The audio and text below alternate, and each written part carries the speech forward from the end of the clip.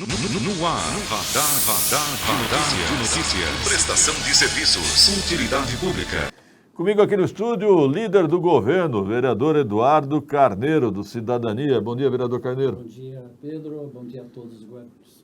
Obrigado pela presença. Bom, além de líder do governo, o senhor é médico também, né? Como é que está observando a pandemia em Guarulhos?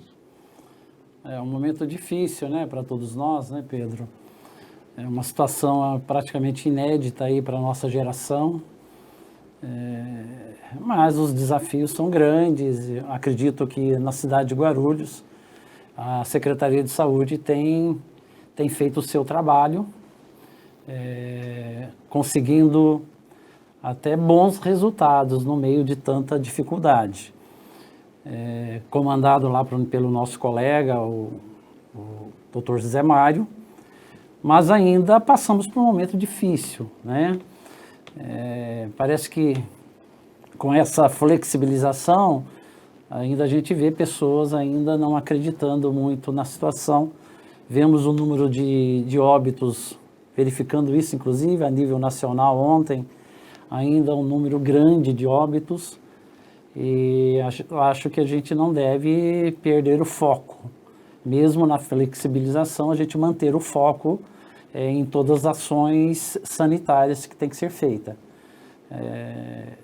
Tem decisões difíceis a ser feita, com relação inclusive às escolas, né? Sim. Temos aí uma decisão, eu pessoalmente tenho as minhas restrições com relação a isso.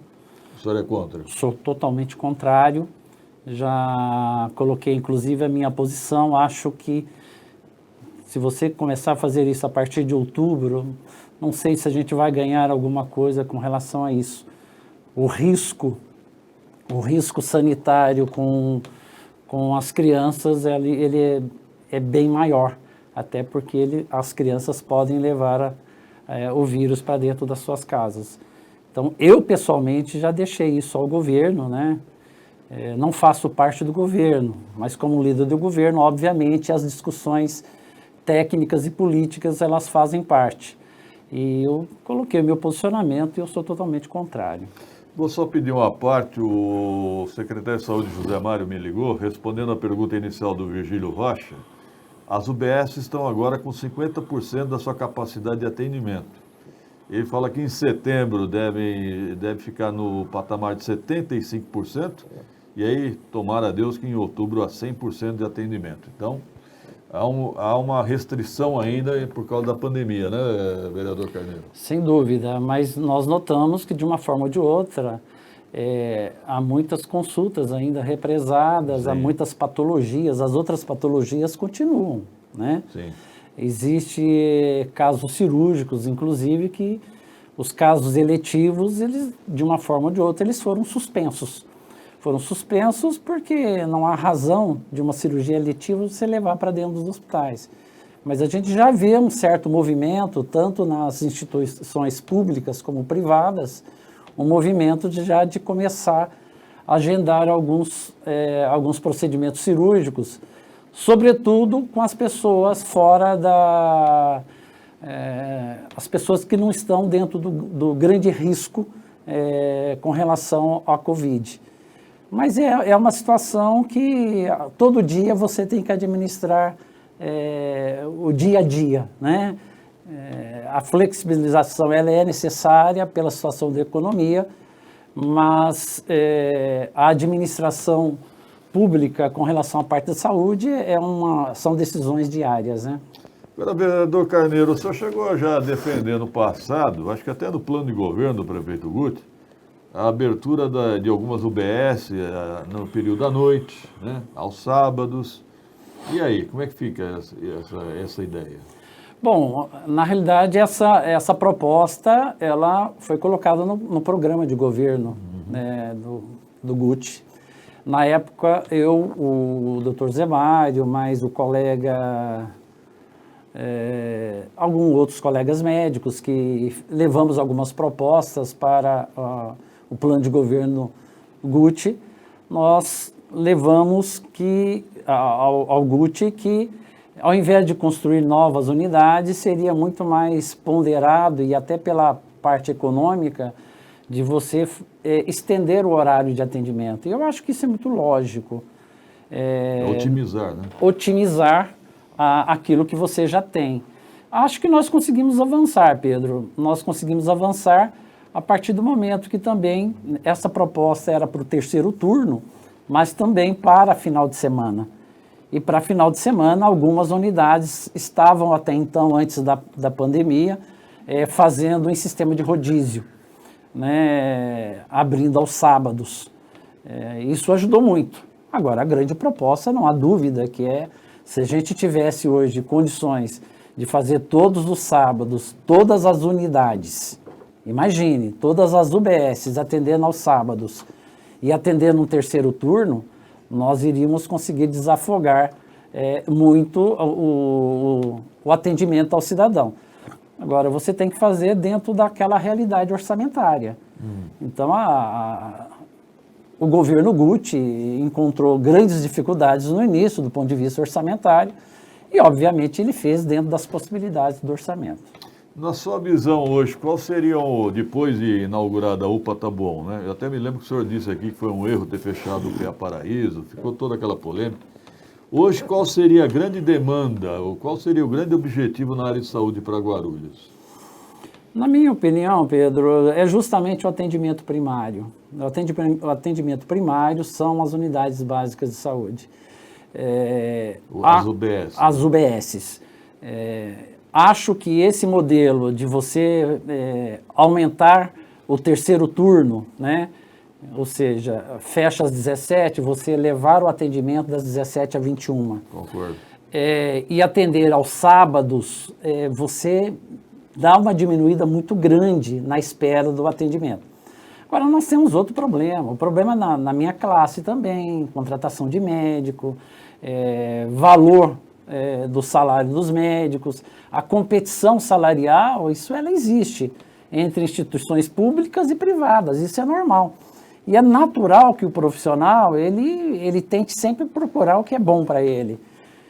E nós temos dificuldades. Guarulhos tem uma periferia muito grande e é difícil ainda levar médico para a periferia, Pedro. Mas eu tenho parentes médicos e eles me dizem o seguinte, que a Prefeitura de Guarulhos paga bem.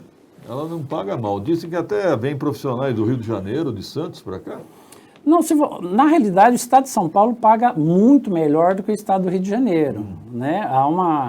Tem muitos. O Rio de Janeiro é conhecido por pagar muito mal aos médicos. Então. Agora, a Grande São Paulo paga bem melhor em comparação com o Rio de Janeiro.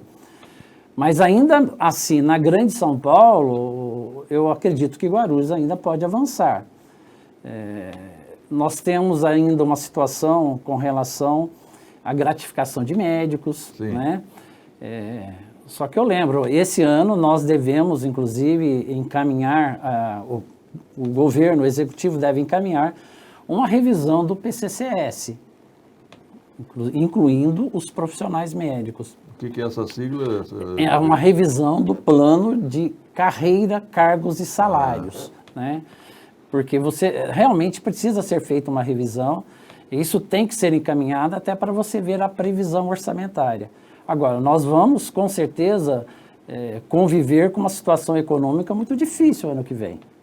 Né? Tudo é dinheiro, né, Pedro? Tudo custa. Então, você tem que fazer essa revisão, mas dentro da realidade do orçamento. Né? Agora, uma pergunta que eu faço a mim mesmo, de vez em quando. Por exemplo, a UPA Paulista é própria da Prefeitura. Sim. E as outras UPAs, a UPA para Taboão está funcionando terceirizada, né? Terceirizada, a UPA São João também é terceirizada pela Fundação ABC, assim como a UPA Paulista. Então. A UPA Cumbica, desculpa. A UPA Paulista é da Prefeitura. Da Prefeitura. Qual o melhor modelo? A gestão própria ou a gestão terceirizada? Na minha visão, né, eu acho que a gestão terceirizada tende a dar mais certo. Muitas vezes se falam em enxugamento da máquina pública. Eu acho que esse conceito de enxugamento do Estado, ele tem que ser continuado aqui na Prefeitura. Falamos em cargos comissionados. Nós tínhamos no início do governo, no governo anterior, nós tínhamos próximo de 2.000. Hoje nós temos em torno de 1.000 cargos comissionados.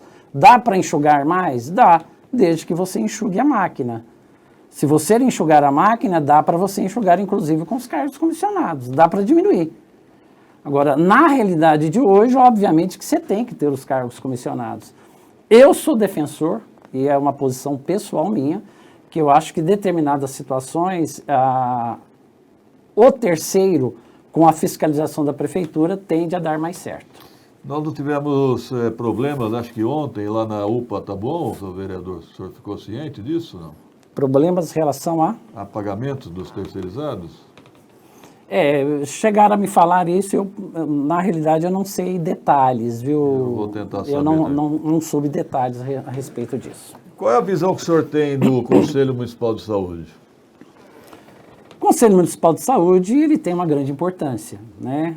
Nós já tivemos vários embates, né? Eu acho que mesmo com pessoas que são da oposição e fazem o debate, eu acho que é salutar, as críticas são importantes, mas num determinado momento o Conselho ele ficou praticamente como uma situação partidária de oposição.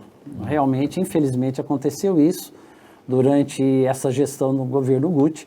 Eu vejo hoje o Conselho muito mais parceiro da Secretaria da Saúde, pontuando críticas, ajudando em sugestões.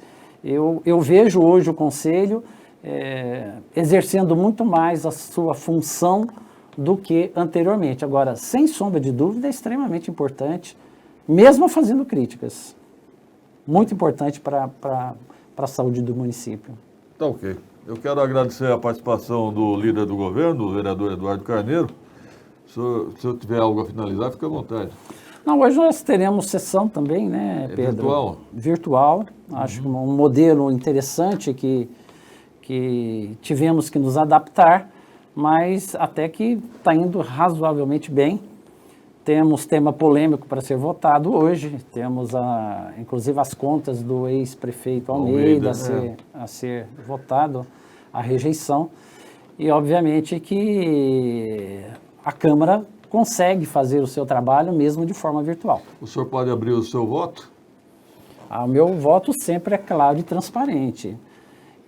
Até pela desorganização administrativa e financeira que o último governo deixou para a cidade, isso fruto realmente de um erro político, eu sou favorável à rejeição das contas. Vai votar contra a aprovação? Na realidade, a votação era um pouco confusa nesse aspecto, né? Nós vamos votar a rejeição, né, que já foi feita a rejeição pelo tribunal. Então o senhor aprova a rejeição? Eu aprovo a rejeição, é isso mesmo. Senhor, eu vou fazer uma pergunta particular, eu vou aproveitar. Claro eu soube que o senhor enfrentou a Covid-19, né? Sim. Como é que foi? Como é que é a sensação de enfrentar essa doença? Pedro, eu não sou uma pessoa extremamente saudável, sou sexagenário já, mas extremamente saudável, nunca tive qualquer tipo de patologia anterior, a não ser recentemente, num problema de saúde, mas já superado, graças a Deus superado. Essa experiência do Covid não foi muito agradável não, viu? Sofri bastante, claro que eu fiz um isolamento domiciliar, fiz um tratamento em casa, mas é muito sofrido. Eu perdi 10 quilos em 10 dias. 10 quilos? 10 quilos. Mas eu não aconselho ter Covid para perder peso. Fica o conselho para as mulheres. Fica o conselho. Realmente é uma doença... deixa toda a família apreensiva, né? Eu praticamente não tive sintomas respiratórios, né? Eu tive mais sintomas gastrointestinal, o que é um pouco atípico. Mas mesmo sem sintomas respiratórios, fazendo uma tomografia pulmonar, você vê um comprometimento importante do pulmão, sem sintomas. Mas era uma sensação de gripe? Qual que era a sensação? Uma sensação de um quadro gripal, com febre alta, com muita dor no corpo e a perda do apetite brutal, né? Do apetite? Do apetite. Né? Perdeu o olfato também? Não perdi. Tive mais o sintoma gastrointestinal e esse quadro da síndrome febril. mas superado, graças a Deus, e agora continuar lutando aí para a gente tentar evitar o maior número possível de mortes. Desses 10 quilos, já recuperou quanto? Recuperei 3, né? Mas eu acho que poderia parar por aí mesmo. Obrigado, vereador Eduardo Carneiro. Muito obrigado pelo convite, Pedro.